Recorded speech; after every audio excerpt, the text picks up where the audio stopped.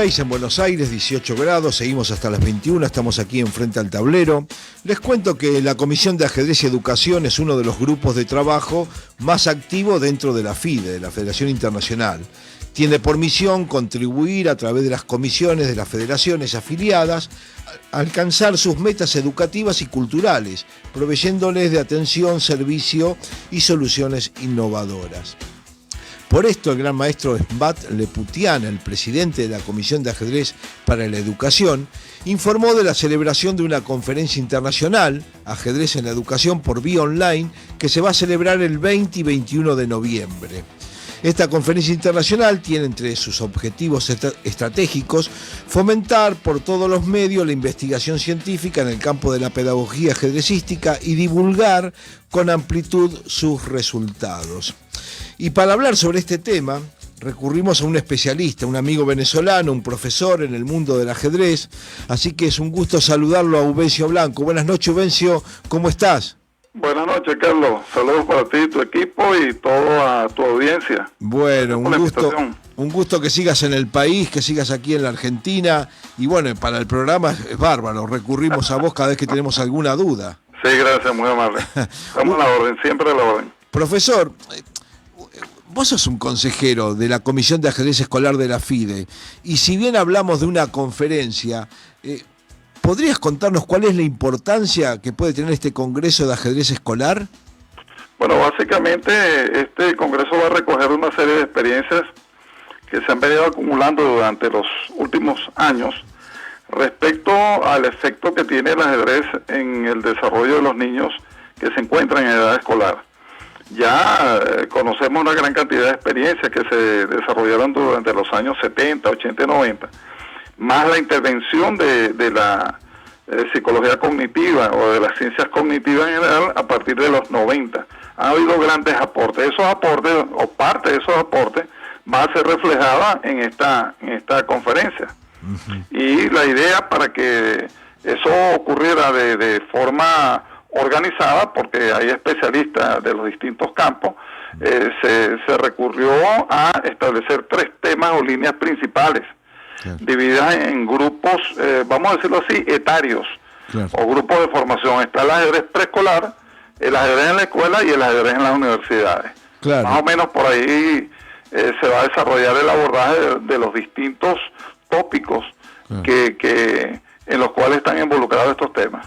Claro, yo veía que hasta los temas principales de la conferencia van a girar alrededor de 3 ejes: sí, el ajedrez en preescolar, ajedrez en la escuela y ajedrez universitario. Sí, sí. ¿Podés contarme algo, lo que vos vislumbrás, olfateás, por dónde van a girar las charlas sobre esos 3 puntos? Bueno, ajedrez preescolar. Básicamente los ejes de los que ya hablaste, por ejemplo, el ajedrez preescolar, sí, tiene allí 4 puntos, 5 puntos que son importantes: la formación del conocimiento previo para el ajedrez, que es lo que llamamos preajedrez propiamente dicho. En el año 91, 92 estuve presentando unas conferencias en Venezuela y posteriormente en Brasil, donde yo hablaba de preajedrez como la preparación, sí, de los niños de educación inicial, aquellos, sí, que están más o menos entre los 4, 5 hasta 6 años, sí, la preparación de estos niños para ingresar a un programa de alfabetización ajedrecística. Sí. Inclusive escribí un libro en 2004 llamado Preajedrez. Ajá. Y bueno, de alguna manera en distintos lugares del mundo, sobre todo aquí en Latinoamérica, te estoy hablando de Argentina propiamente dicho, Brasil, Colombia, Venezuela, inclusive hasta México, se comenzó a mover la idea de trabajar con los niños de educación inicial. Perdón, también interesa en preescolar las funciones de los conocimientos previos, o sea, qué aplicaciones prácticas tiene para el docente, para el niño, la dinámica del curso, la justificación sociopedagógica de esos conocimientos, los problemas del desarrollo del pensamiento preescolar y las principales manifestaciones del desarrollo en preescolar, ¿no? Cuando hablas de preescolar, yo también imagino mucho que está vinculado la parte del juego del ajedrez, pero con la parte física, ¿no? Donde los chicos realizan juegos, por ejemplo, me imagino, porque he visto algunos ejemplos en un patio haciendo ellas las veces de piezas. Sí. Tiene mucho de desarrollo de habilidades finas y de motricidad, sí, gruesa, sí, Carlos. Sí. De hecho, no es ajedrez propiamente dicho, sino tomar algunos elementos del ajedrez, por ejemplo, las piezas, el tablero, sus movimientos básicos, Claro. Para hacer aplicaciones en un aula de clase, Claro. En el suelo, Sí. en la mesa o en una pared. Claro. Inclusive donde, como tú bien has dicho, los niños actúan como piezas, Sí. los reyes, las damas, etcétera, etcétera. Hacen canciones, representaciones de teatro, sombras chinas, etcétera, etcétera. O sea, eso va para mucho. Eso depende más, Carlos, Sí. depende más de la experiencia, de la inteligencia del docente al hacer aplicaciones o transferencias de un dominio como el ajedrez para un aula de clase, ¿no? Te hago una consulta. Es una aplicación. Te hago un ejemplo de Adriana Salazar en Colombia, Sí, o aquí la gente de Caballito de Palermo, Sí. cuando estaba Marina Rizzo, que ahora siguen otros muchachos también trabajando, o Claudia Mura con el tema de las canciones, o Tocada Movida, un grupo musical que compone canciones y los chicos cantan y Correcto. realizan los movimientos de las canciones. En un tablero gigante, en un patio, a una nena de 3, 4, 5 años le dicen, bueno, vos sos un peón y tenés que caminar de manera recta. Y cuando llegues a la 8ª casilla, vas a transformarte en una reina. Sí. Y cuando tengas que comer una pieza, vas a comer en diagonal.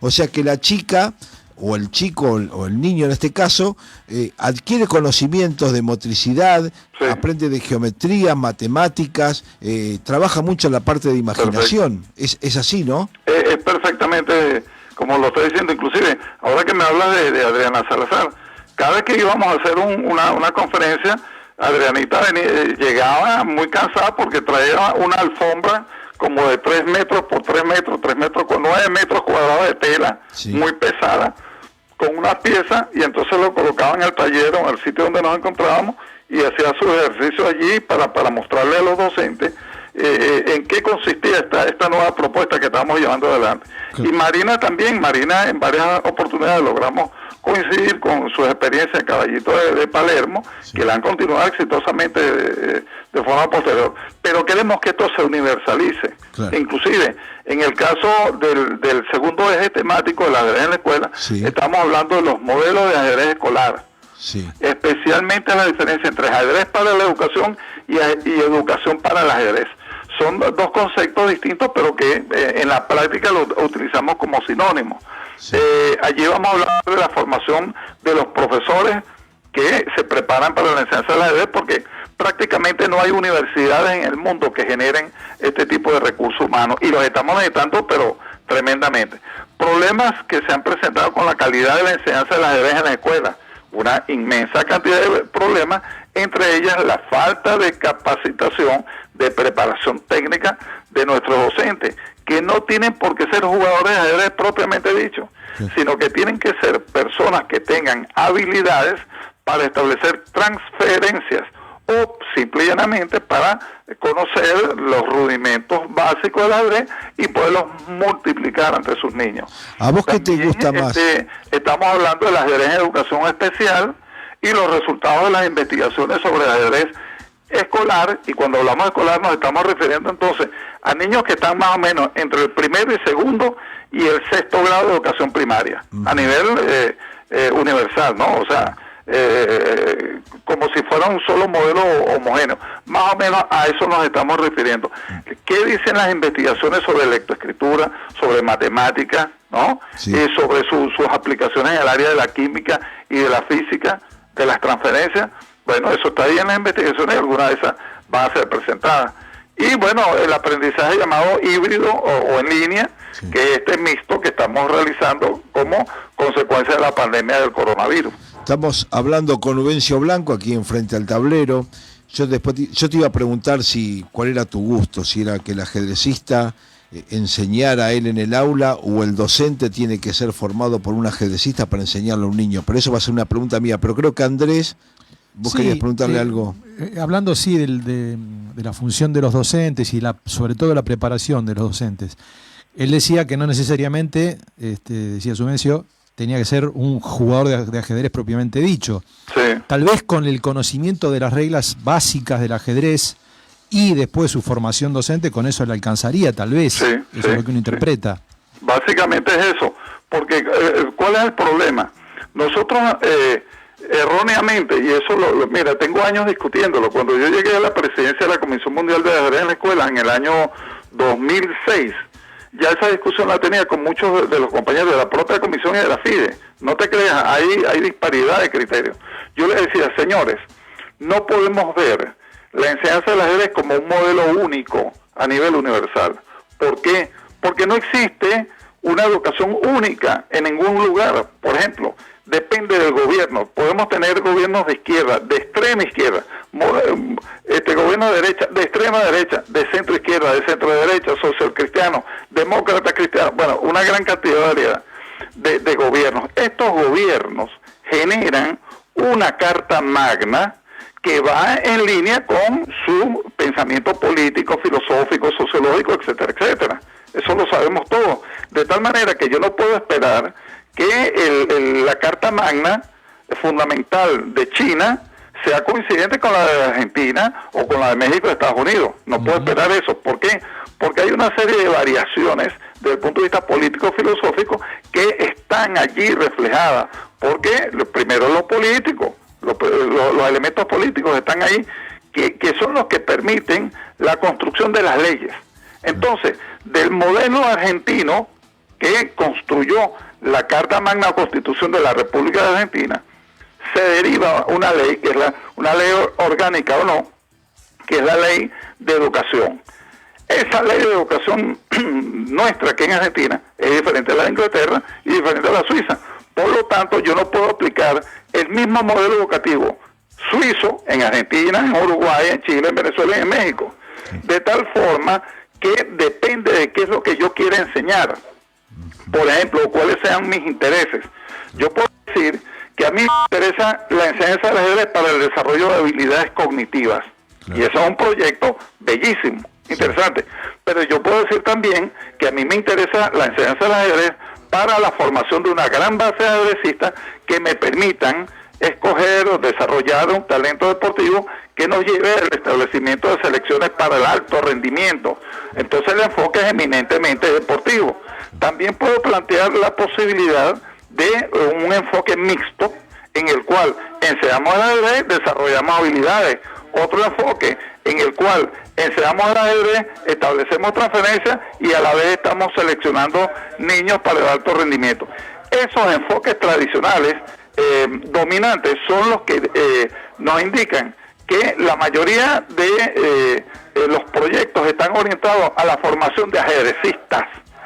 Y esos proyectos, como el deporte no es nada democrático en su conclusión, vamos a decirlo así, porque sales de una gran base y en la medida en que vas creciendo hacia el alto rendimiento, cada día es menor el número de individuos que están allí, ¿no? Yo te puedo decir que, por ejemplo, ya en Venezuela, el proyecto estratégico nacional de ajedrez escolar, que comencé a desarrollar con mi equipo de trabajo en el año 2004 y que sobrevivió hasta el 2010 a los cambios pues de los movimientos propios de los ministerios de las políticas, ese está orientado hacia un programa de alfabetización ajedrecística con énfasis en el desarrollo de habilidades cognitivas.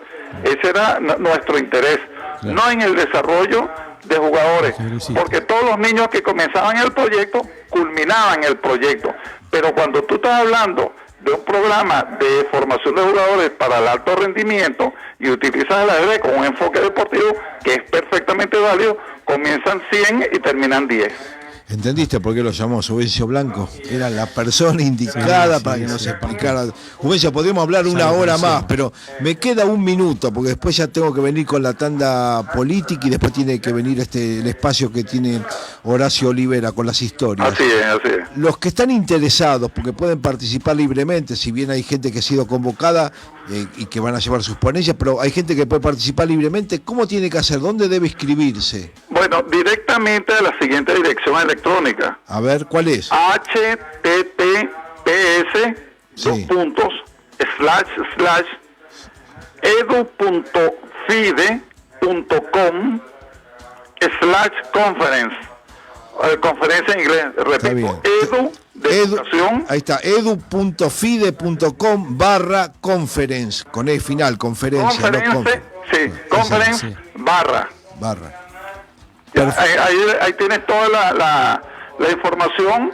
Bueno. Y viene en español e inglés porque las conferencias pueden ser en cualesquiera de los dos idiomas. Bueno, así que los docentes que están interesados, aquellos que trabajan con el ajedrez educativo, aquí en Argentina hay varios lugares, en varias provincias de este país donde se lleva a cabo esto.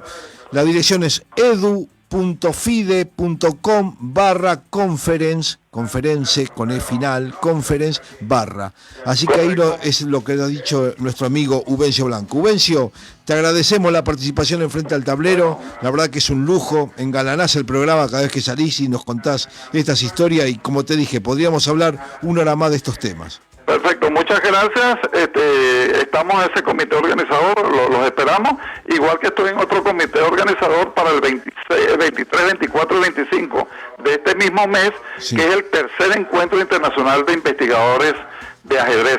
Esa información la podemos suministrar la próxima semana. Muchas gracias por tu invitación. Bueno, Ubencio, un abrazo muy grande y bueno, seguramente vamos a seguir con estos temas. Vale, pues. Pasó el profesor Ubencio Blanco aquí por Frente al Tablero.